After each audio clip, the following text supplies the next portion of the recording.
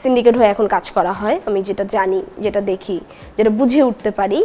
তো ওই জায়গা থেকে হয় কি, একটা ডিরেক্টরের পছন্দ এই 5 জন, এই 6 জন, এই 3 জন, তার বাইরে আসলে কমফোর্ট জোনের বাইরে তারা কাজ করতে খুব একটা আগ্রহী না, কিংবা নতুনরা এসেছে নতুনদের নিয়ে কাজ করতে আগ্রহী না, কিংবা ওর মধ্যেও নতুনদের মধ্যে বেছে নেয় যে আসলে এটাই হবে আমার নেক্সট টার্গেট, ওনার সাথেই কাজ হবে, উনিই হবে। সো এটা শুধু যে নায়িকা না, নায়কদের মধ্যেও অনেক হয়।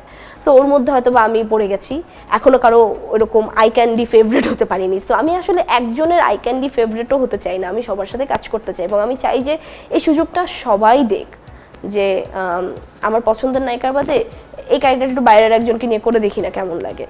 ওয়েল, এটার এখনো কোনো কিওর বের হয়নি, মানে অসুখ বের হয়েছে, কিওর এখনো হয়তো বা আসেনি, ভ্যাকসিনটা এখনো আসেনি। সো আমি জানি না যে এটা আসলে কিভাবে করতে হয়।